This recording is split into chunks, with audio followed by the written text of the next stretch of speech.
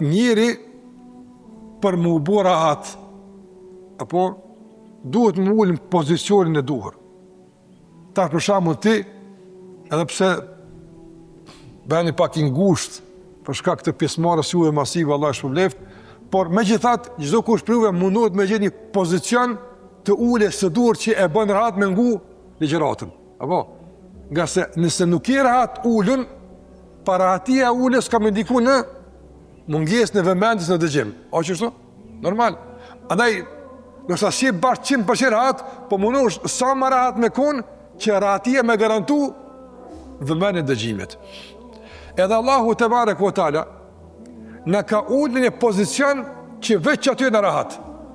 Nga e pozicion pastaj këndshëm e dëgjojmë Allahun, e kuptojmë Allahun, i shohim gjërat nga e pozicion, e njohim vetveten dhe në momentin kur lëvizim nga e pozicion, shena rahat.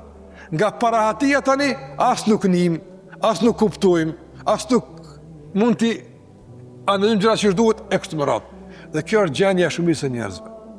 Cili është pozicioni i dur që të bën rahat? Nëse jenë qatë pozicion, krejt gjërat ishe që shduhet. Nëse rahati, tani rahati me dëgju, rahati me kuptu, rahati me analizu, cilë është taj pozicion? Ai që Allah u thënë surën Fatir, ja juhen nas, entumul fukarau ila Allah. O ju njerëz, ju jeni të varfën. Jeni të varfën. Që kjo është pozicion ju në raport me Allahun xhallahu ala. Dhe me thonë, në raport me Allahun ti gjithmonë i padishëm. Në raport me Allahun gjithmonë i dopt. Në raport me Allahun gjithë i varfër. Në raport me njerëzit ndron kjo. Një kur i padishëm, në raport me mësuesin. Tani ka pas mundësi më vonë më i dishëm se mësuesi, ndron pozicioni. Njëri për shembull fillim nuk ka ditë me fol, e ka mësuar me fol kush? Nona dhe baba. Po dikush tani bëhet më orator se nona e baba, ndron pozicioni. Dikush ka mundësi një kohë ka qenë i varfën, i ka nimu njerëz. Dikur pastaj është bëj pasën, ai ka nimu njerëzve. Do në raport me njerëzit ndryshon pozicioni. Edhe njëri pastaj në ndryshim të pozicionit në raport me njerëzve e kërkon rahatin. Normal. Njëri kërkon më bë rahat të mësu, kërkon rahat më bë duke punu, rahati. Edhe lëvizja pozicionit njeriu në raport me njeriu është në shërbim të rahatisë.